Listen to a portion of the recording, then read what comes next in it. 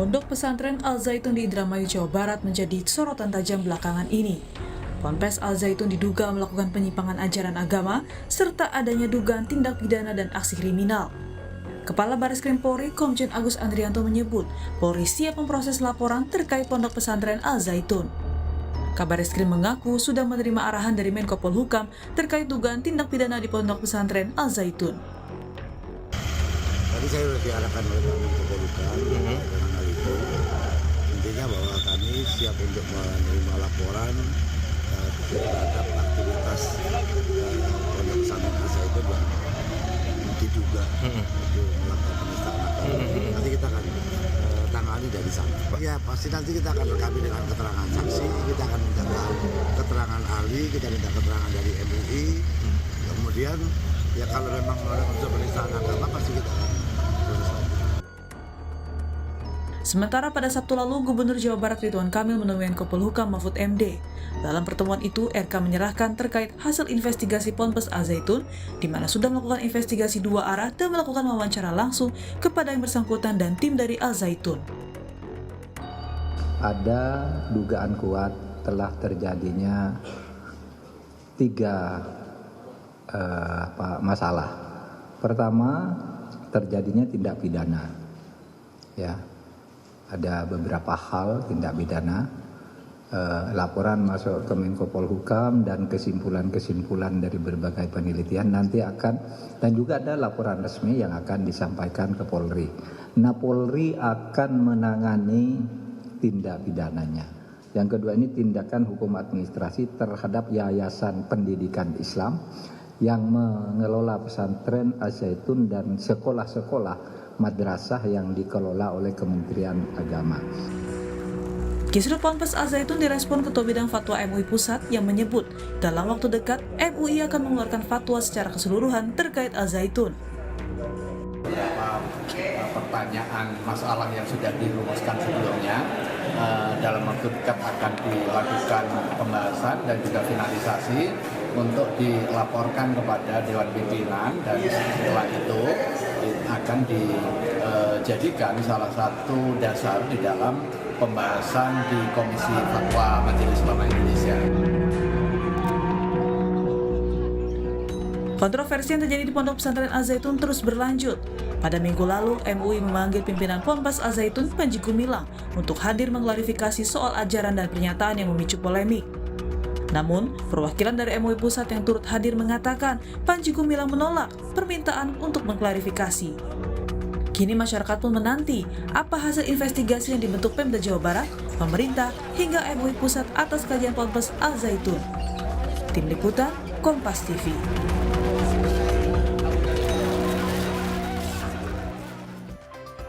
Kontroversi Pondok Pesantren Al Zaitun terus berlanjut. Pemerintah pusat pun kini tengah menginvestigasi mengenai dugaan penyimpangan ajaran agama hingga adanya dugaan tindak kriminal. Lalu sebenarnya bagaimana ajaran Ponpes Al Zaitun selama ini? Lalu apa juga yang harus dilakukan agar polemik ini berakhir dengan solusi yang baik? Kita akan membahasnya dengan sejumlah narasumber yang hadir melalui daring. Ada Ketua MUI Pusat, ada Kiai Khalil Nafis, dan anggota Komisi 8 DPR RI, ada Kang Maman Imanul Haq. Serta kami masih mencoba untuk menghubungi Kepala Staf Kepresidenan, namun hingga saat ini masih belum merespon kami. Saya sapa dulu yang sudah hadir di sini. Selamat pagi, Kiai Nafis. Selamat pagi juga, Mas Maman. Selamat pagi, Pak Timodi dan pemirsa Kompas. Assalamualaikum warahmatullahi wabarakatuh. Waalaikumsalam warahmatullahi wabarakatuh. Kang Maman bergabung pukul 3 pagi di sana. Terima kasih atas waktunya bersama kami pagi hari ini waktu Indonesia. Saya ingin dari Kiai Nafis lebih dahulu kita lihatlah perkembangannya seperti apa. Dalam beberapa pekan terakhir ini memang ada desakan untuk mencoba mencari tahu kebenaran apa yang sebenarnya yang terjadi, apa sebenarnya yang berlangsung, ajaran seperti apa yang diajarkan di dalam Ponpes Al Zaitun ini. Nah, kita lihat bagaimana pemerintah pusat saat ini sudah bersuara. Bahkan kita lihat sudah ada arahan-arahan khususnya dari Menko Polhukam tadi untuk mencoba mengklarifikasi ini semua tentang apa, dan kalau memang ada pelanggaran maka sesuai dengan hukum harus ditindak. Bagaimana Anda melihat Kiai Nafis perkembangan atau langkah dari pemerintah terhadap Al Zaitun sampai saat ini? Ya, saya mengapresiasi terhadap langkah pemerintah yang respon ya. Pertama menjaga untuk kondusivitas di tahun-tahun yang penuh dinamika ini. Yang kedua adalah bagaimana memang meluruskan dan menjaga akidah umat, termasuk juga penegakan hukum. Saya menerima hasil dari investigasi tim yang dibentuk oleh gubernur. Rekomendasi pertama itu kepada MUI untuk mengeluarkan fatwa berkenaan dengan paham keagamaan. Kemudian B, hanya karena 2 rekomendasi ya, B-nya itu adalah bagaimana pemerintah untuk menindaklanjuti, memproses secara hukum. Saya pikir dua-duanya sudah disampaikan oleh Pak Menko Polhukam kemarin dan kita menyambut baik bagaimana kinerja ke depan. Bagi kami memang penelitian yang dulu tahun 2002 itu kan menyebutkan indikasi, bukan menyebutkan bukti ya, indikasi adanya hubungan historis kepemimpinan dan ajaran dengan NII KW 9. Kemudian karena sudah sekian lama tentunya itu sudah tidak lagi menjadi pijakan penetapan hukum, maka melalui istiqro namanya, melalui penelitian ke lapangan yang itu tidak berhasil bertemu langsung ya. Ini kan dari indikasi itu kita ingin mencarikan bukti, dari bukti itu kita baru melakukan analisis. Yang bisa kita keluarkan fatwa yang baru beberapa hari lalu atau minggu lalu itu kita keluarkan tentang perempuan menjadi khatib Jumat untuk jamaah laki-laki, bukan untuk jamaah perempuan. Kalau untuk jamaah perempuan nggak ada masalah, tapi menjadi khotib dari jamaah laki-laki tentu kita mengatakan tidak sah dan tidak benar. Nah berikutnya kita berdasarkan hasil insya Allah pada minggu-minggu ini, sehari 2 hari ini kita mendapat laporan resmi dari tim kami, meskipun tidak ketemu tapi dari beberapa keterangan-keterangan yang disampaikan langsung, karena sekarang media bisa diserap ya dengan utuh seperti halnya wawancara Panji Gumilang di SCTV, Panji Gumilang dengan Al-Zaitun Official, dan beberapa keterangan bisa diambil sebagian dari yang disampaikan. Sehingga kita nanti bisa mengambil kesimpulan mana yang wilayah khilafiyah, mana yang wilayah pada wilayah haram, mana pada wilayah afdoliyah, mana yang wilayah itu adalah akidah, yaitu menuju pada kesesatan.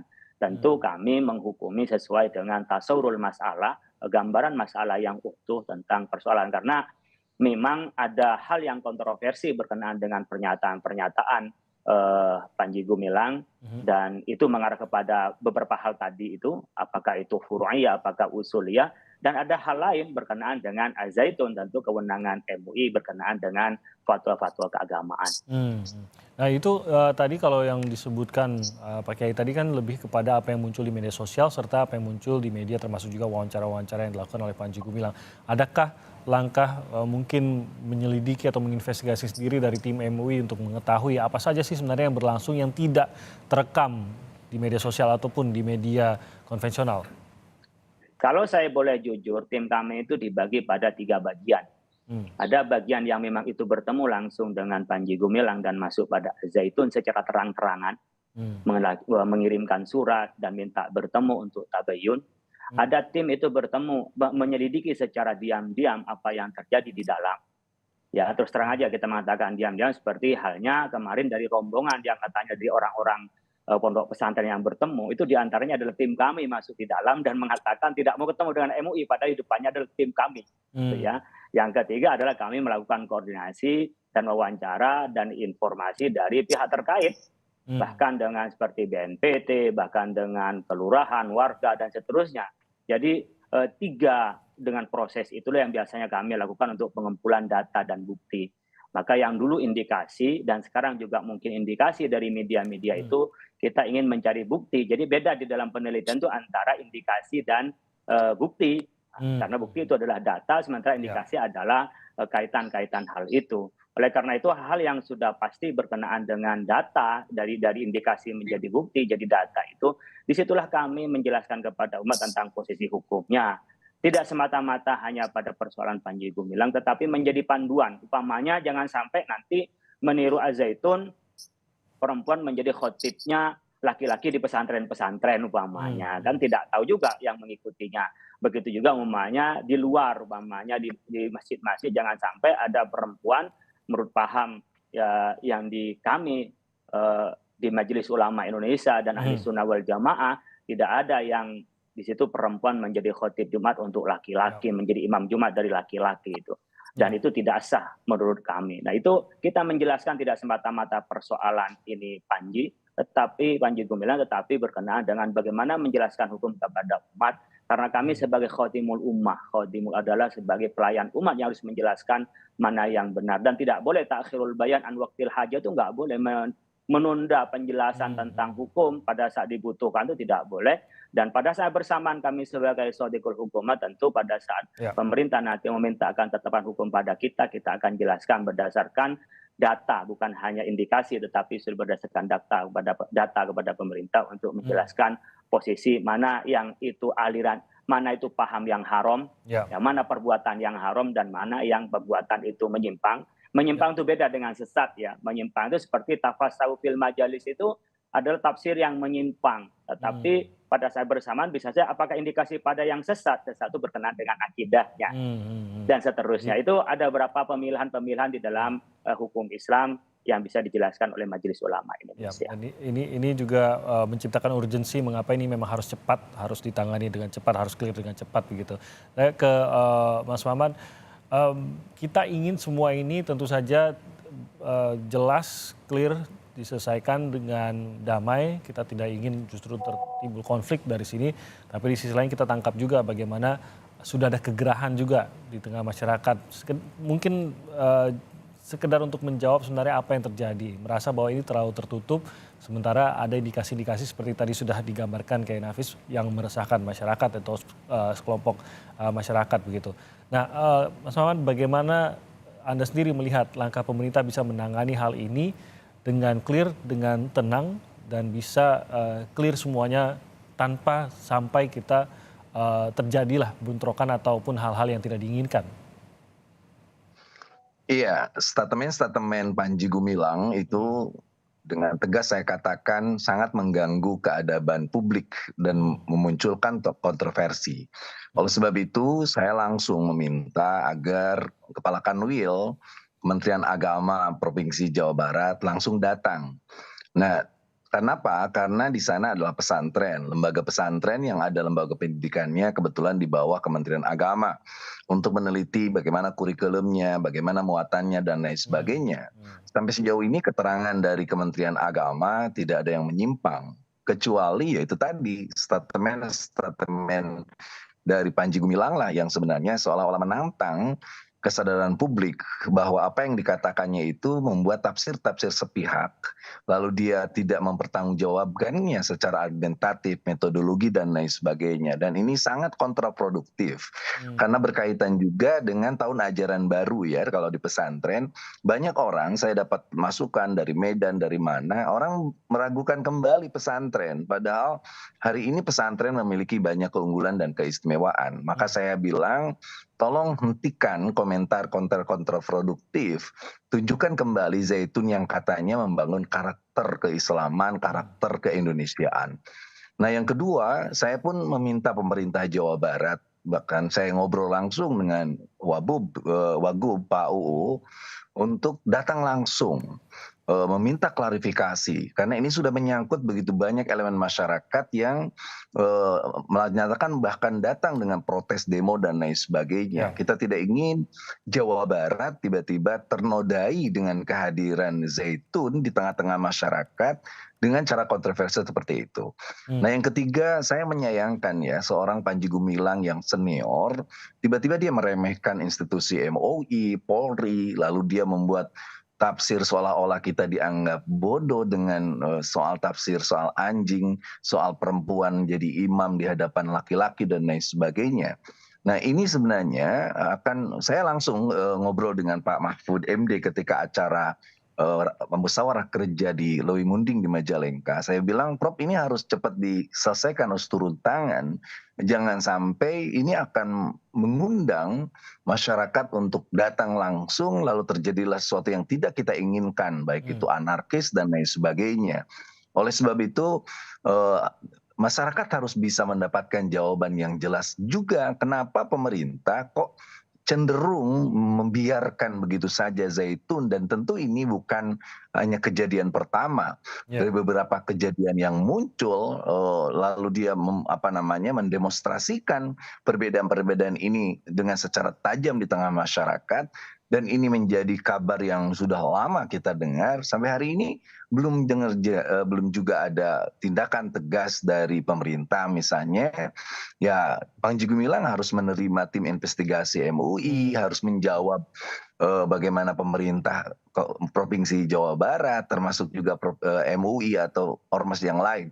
Nah, yang terakhir saya melihat bahwa semua hari ini udah turun, MUI udah turun, bahkan indikasi pidana dan lain sebagainya.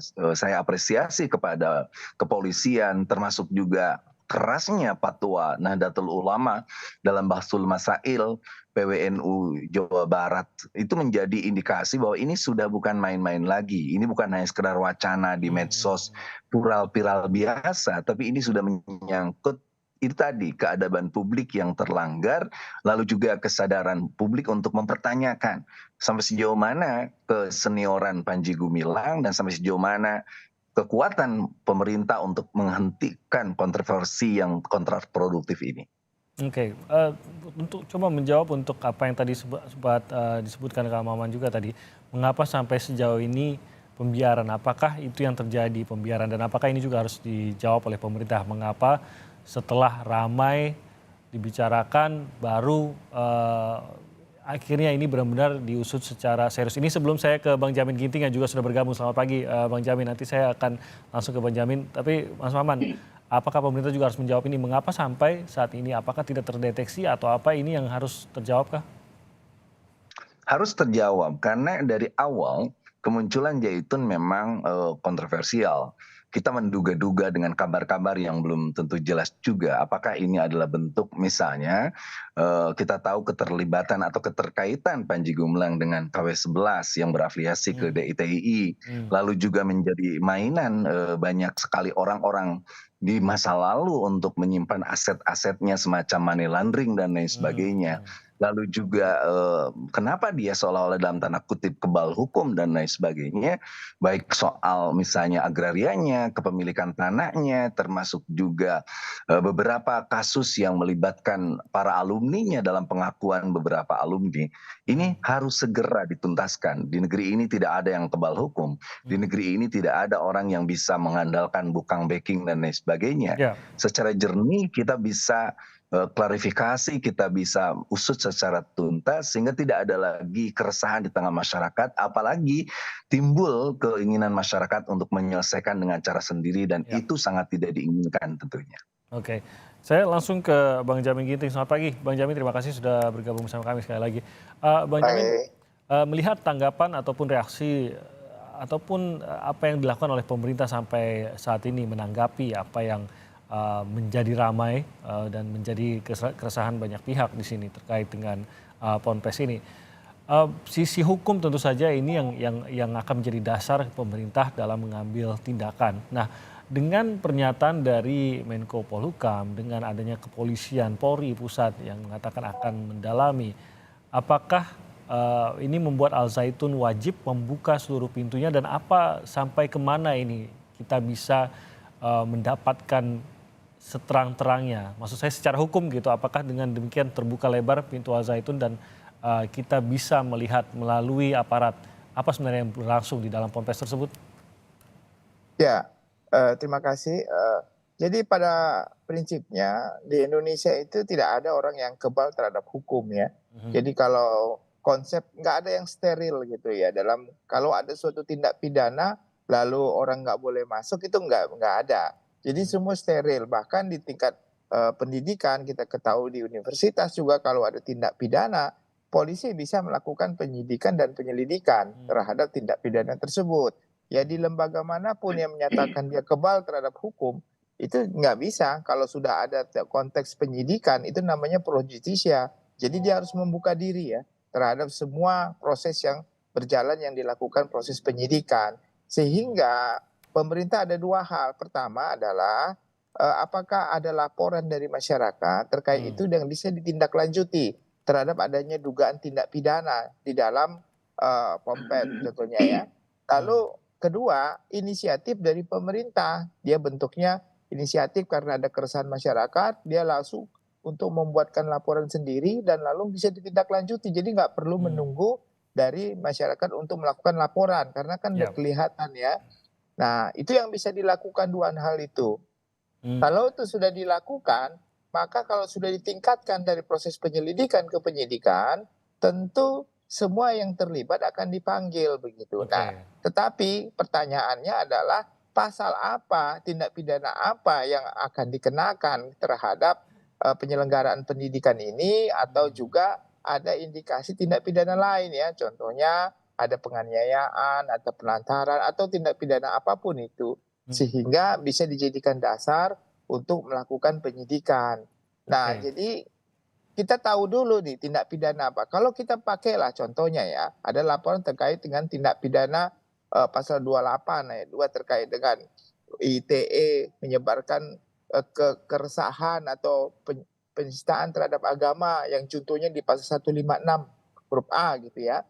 Nah, kalau konteksnya pasal penistaan keagamaan, tentu yang paling berperan di sini adalah ahli yang menerangkan apakah aliran ataupun pengajaran ini ada pengajaran sesat dan meresahkan masyarakat begitu.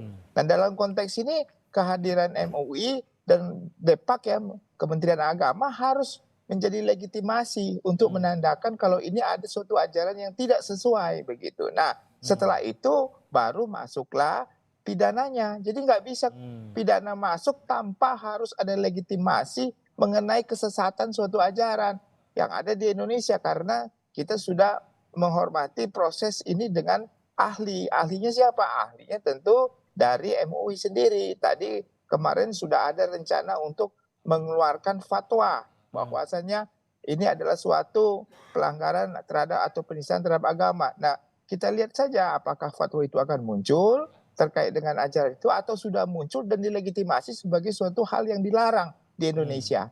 Nah, itulah dasar. Jadi penyidik itu tidak akan bisa melakukan proses penyidikan tanpa ada legitimasi suatu lembaga institusi yang sah di Indonesia menyatakan ini ada aliran yang tidak benar, aliran sah dan meresahkan masyarakat.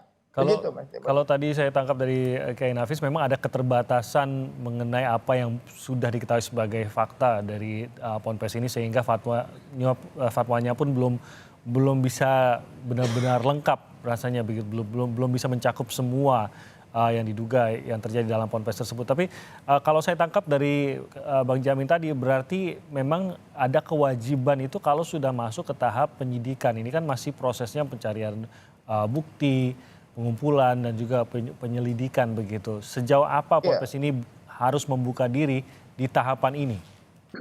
Ya, karena dalam proses penyelidikan itu adalah proses wawancara. Jadi tidak ada kewajiban bagi seseorang yang dilakukan penyelidikan itu harus hadir, harus datang. Itu nggak ada, karena nggak ada upaya paksa dalam hal ini. Nah, itulah dalam proses ini, contohnya dengan undercover, ya dia melakukan penyamaran, melakukan investigasi, itu namanya collecting data, itu tidak dengan paksa dalam proses penyelidikan. Jadi kalau orangnya nggak mau juga nggak bisa dipaksakan untuk dihadirkan. Nah, kalau sudah penyidikan baru itu pro justisia, jadi tidak bisa, tidak steril ya terhadap suatu lembaga apapun bisa didatangin begitu. Nah, itu yang menjadi permasalahan. Jadi teknik-teknik inilah yang harus dihadirkan oleh penyidik ataupun orang-orang yang bisa mengumpulkan data dan fakta kalau ini ada aliran yang sesat, aliran yang dilarang begitu, Mas Timur. Oke, baik. Kita akan bahas lebih lanjut. Kami akan jeda sebentar. Tetap bersama kami di Sapa Indonesia Pagi.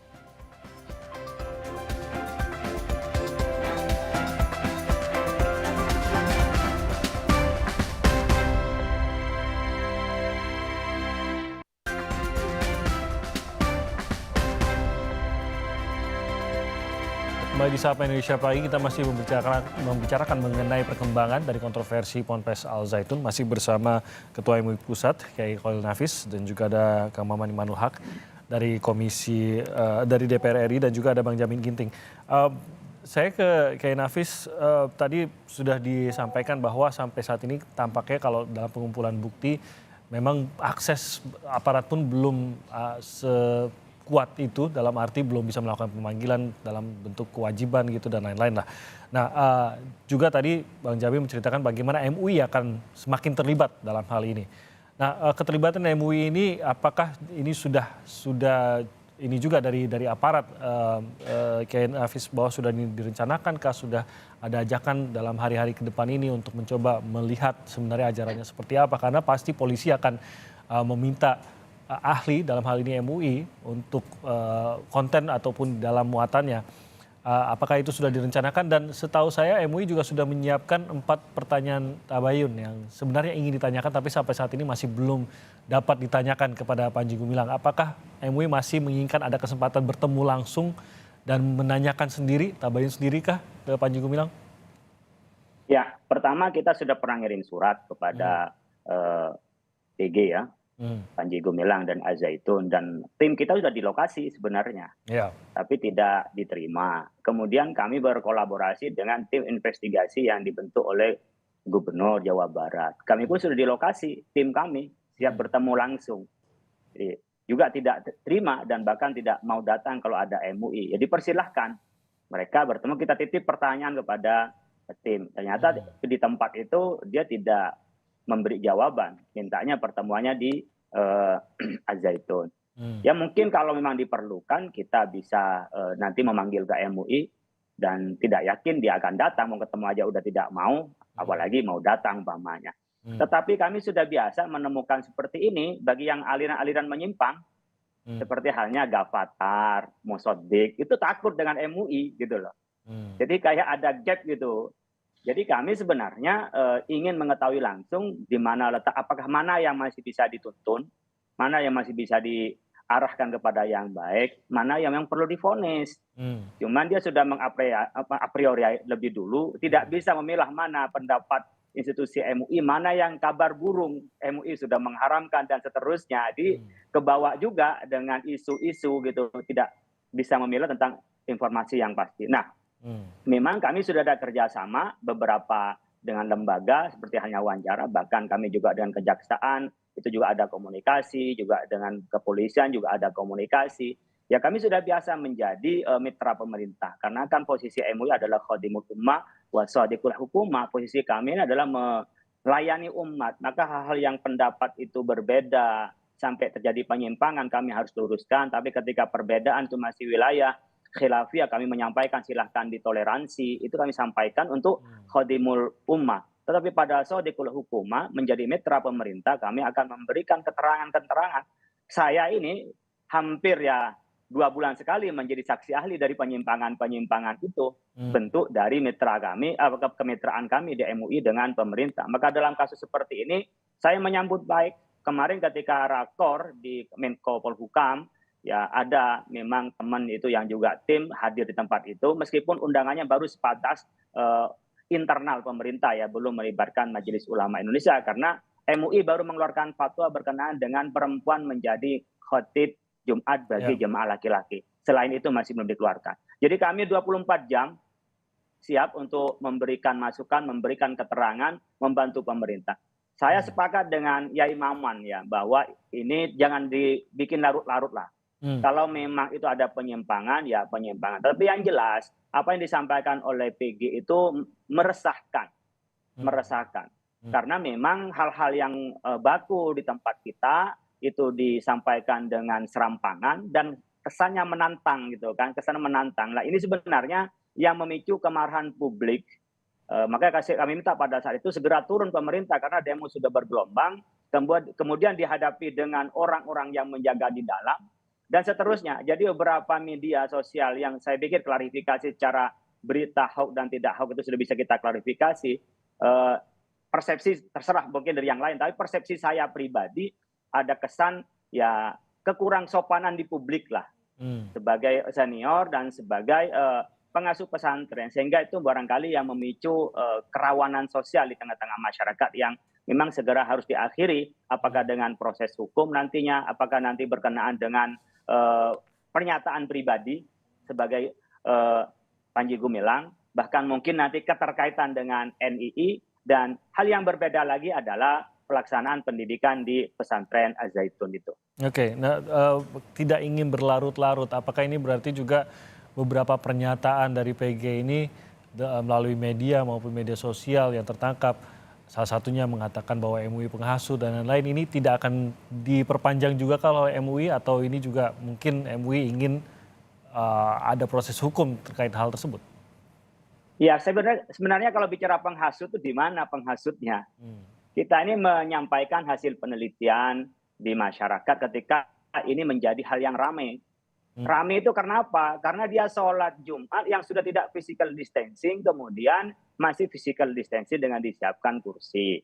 Kemudian ada perempuan di depan. Itu jelas itu masalah khilafiyah. Tetapi sejelek-jeleknya tidak ada yang mengatakan afdol. Ya ada perempuan, kemudian ada non-muslim yang ada di depan. Itu kan menjadi, di kita ada namanya pluralisme. Kita ini toleransi iya, tapi tidak berarti kita beribadah bareng-bareng pada agamanya masing-masing. Tidak gitu loh. Jadi kita toleransi, tidak boleh mengganggu ibadah agama lain, tapi tidak berarti dicampur adukkan antara agama kita dengan agama lain. Itu harus dijelaskan. Jadi kalau kita merasa dihasut, ya hentikanlah kerja-kerja kontroversi. Karena kita harus memberikan bayan kepada umat, mana yang benar, mana yang tidak. Makanya di dalam MUI itu ada 3 tahapan. Ada yang cukup dijelaskan oleh kita, artinya penjelasan hukum, karena di kitab atau pendapat ulama dan kesepakatan ulama sudah ada, tinggal dijelaskan pada masyarakat. Ada yang memang harus dijelaskan, keluarkan fatwanya, hal-hal yang menyimpang yang belum ada kejelasan pastinya dari hukum Islam, tentu dijelaskan melalui fatwa Majelis Ulama Indonesia. Baik, Kiai Nafis, saya ke Kang Maman. Sebenarnya kalau dari sisi Anda, apa yang sebenarnya harus menjadi fokus pemerintah di sini? Kita tahu bahwa desakannya adalah mengenai apa yang tadi digambarkan melalui media sosial. Ada hal-hal yang terlihat salah melalui media sosial, seperti siapa yang memimpin sebuah ibadah dan lain-lain. Tapi di sisi lain ini semakin dalam, Kang Maman. Ada dugaan keterkaitan dengan DITI, TNI, ada mengenai dugaan bagaimana sumber dananya, penggunaan dana dan sumber dana tersebut. Ini juga harus dianggap harus jelas, tapi lagi-lagi kan batasan tangan hukum kembali lagi pada bukti ya, apa yang ada gitu. Nah, Anda sendiri lebih kemana seharusnya memang perhatian pemerintah ini? Iya, ada 3 tahapan yang harus dipahami ya. Pertama, tahapan fikih. Di fikih kita boleh berbeda karena pendapatnya macam-macam. Saya dan Kiai Nafis tentu biasa di pesantren menemukan pendapat-pendapat yang gharib, yang asing, yang aneh, yang kita sendiri tahu tetapi tidak usah diumbar di publik karena akan memicu keresahan, akan mengganggu stabilitas pemikiran serta nilai keagamaan masyarakat. Yang kedua baru tahap fatwa. Nah, tahap fatwa saya rasa MUI sudah bagus dan begitu pula NU. Saya rasa public opinions ini harus terus dikuatkan kembali karena kita tidak ingin ada orang-orang yang menggunakan hal bersewenang-wenang lalu juga dengan sengaja mengumbar sesuatu yang agar viral dan terus-menerus menantang, ponga, sombong, takabur dan sebagainya. Baru tahapan terakhir ada tahapan hakim atau hukoma ya. Dan ini pentingnya pemerintah. Jadi pemerintah harus mulai tegas dengan masukan-masukan yang terjadi di tengah masyarakat. Oleh sebab itu, langkah-langkah yang dilakukan Kementerian Agama termasuk juga Provinsi Jawa Barat, walaupun kemarin Gubernur Ridwan Kamil menyatakan pernyataan yang lumayan blender misalnya bahwa Kementerian Agama mengucurkan begitu banyak dana untuk Zaitun. Nah, kita akan minta klarifikasi. Kita udah ketemu Menteri Agama di sini, kita pun akan minta klarifikasi dari Kang Emil sampai sejauh mana dana itu masuk dan lain sebagainya. Tetapi yang pasti ini sangat-sangat mengganggu sendiri bahwa pesantren yang seharusnya punya sifat transparansi, akuntabel, profesional, memahami, membangun karakter, tidak lalu meracuni masyarakatnya, anak-anak didiknya dengan hal-hal yang yang kontraproduktif. Ini yang menjadi tujuan kita. Maka sekali lagi dari sisi hukum kita meminta pemerintah usut tuntas Zaitun, selamatkan lembaga pendidikannya, selamatkan anak-anak didiknya, karena saya yakin ada cita-cita luhur seluruh pesantren untuk membangun karakter bangsa melalui spirit agama sebagai energi untuk transformasi, untuk perdamaian, untuk toleransi dan lain sebagainya. Di beberapa tayangan yang kita lihat di media sosial, bagaimana pongahnya Panji Gumilang misalnya, untuk lalu melihat cukup demo segitu kita hadapi dengan puluhan ribu. Ini bukan soal banyak atau sedikit, karena yang diinginkan oleh kita adalah cara-cara persuasi pasif di sebuah negara hukum dalam menghadapi perbedaan itu sudah ada mekanismenya. Penghinaan terhadap institusi kepolisian misalnya, lalu juga MUI, begitu pula anak-anak seolah-olah untuk memperlihatkan sisi-sisi yang menantang publik untuk hadir dalam perdebatan ini menjadi hal yang sangat penting. Saya lihat dengarkan bagaimana kontraproduktifnya noise kegaduhan-kegaduhan ini dalam peta keagamaan kita dan kebangsaan kita. Ini yang perlu segera diusut dan dihentikan. Selamatkan institusi pendidikannya, selamatkan anak didiknya, kembalikan kepada khitoh pesantren agar anak-anak mendalami nilai agama yang toleran, damai, mencintai tanah airnya, tanpa harus keluar dari mainstream pemikiran agama yang dipakai oleh mayoritas umat Islam. Ya. Kang Maman, saya pertanyaan terakhir untuk Bang Jamin. Bang Jamin sekali lagi bahwa hukum tentu hukumlah yang akan dipergunakan dalam mendalami apa sebenarnya yang berlangsung di dalam Al Zaitun dan menindaklanjuti ataupun menindak kalau memang ada pelanggaran terhadap hal tersebut. Tapi lagi-lagi ini juga berdasarkan apa yang menjadi temuan dari aparat, bukti atau tidak ada bukti tentu akan mempengaruhi hal tersebut gitu. Sementara ini kalau semakin bergulir kan asumsi-asumsi di tengah masyarakat ini akan semakin terbentuk, keyakinan-keyakinan yang mungkin sudah dipengaruhi oleh banyak hal gitu. Kita ingin semuanya sesuai dengan fakta dan kalau memang ada tindakan yang salah maka harus ditindak dengan hukum yang berlaku gitu Bang Jamin. Sehingga ada sensitivitas itu Bang Jamin, sehingga inikah yang harus membuat pemerintah harus bergerak cepat dan bagaimana mengkondisikan agar bagaimanapun juga kita melihatnya hukum. Boleh ada dugaan-dugaan tapi lagi-lagi hukumlah yang menjadi penentunya.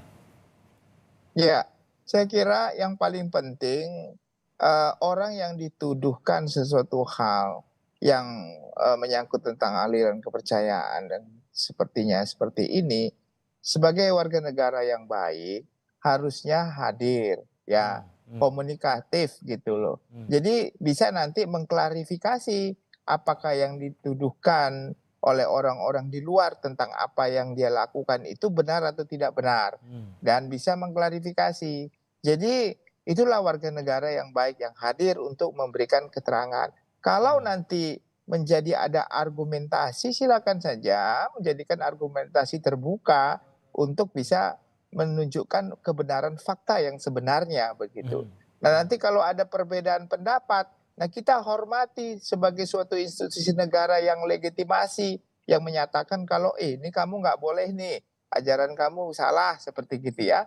Nah itu kita harus menghormati negara ini sebagai suatu lembaga institusi. Ya kita melakukan perubahan. Kalau nggak melakukan perubahan sehingga mengakibatkan keresahan masyarakat atau penyimpangan yang bisa dilegitimate oleh negara ini sebagai suatu hal yang dilarang dan tetap dilaksanakan, maka hukum itu akan bergerak. Berjalan untuk memaksa supaya dia berubah. Kalau enggak ada sanksi pidana. Nah itulah prosedur yang sebenarnya harus dilalui. Jadi kalau ada perang di media sosial dan segala macam, nah ini kan justru masyarakat menjadi bingung. Disinilah peran daripada pemerintah untuk memberikan rasa damai, rasa tenang bagi semua orang yang merasa ada hal yang tidak cocok ya dalam pengajaran ini. Jadi sekali lagi kita harus menghormati lembaga institusi yang diberikan negara yang berwenang untuk menilai benar atau salah, begitu Mas Permati. Ya, kita akan lihat bagaimana tanggapannya juga terkait dengan pemerintah yang saat ini sudah akan masuk dan mencoba menerangkan atau mencoba mencari kebenaran dari pondok pesantren tersebut. Semoga langkah ini juga disambut dengan baik sehingga bisa clear segera. Tadi sudah digambarkan bagaimana ini juga harus segera bisa clear, masyarakat pun menginginkan jawabannya. Terima kasih banyak atas waktunya Bang Jamin Ginting, Kang Maman. Terima kasih Kak Nafis juga terima kasih Kang Maman, atas waktunya bersama kami pagi hari. Selamat pagi. Terima kasih. Terima kasih. Pagi.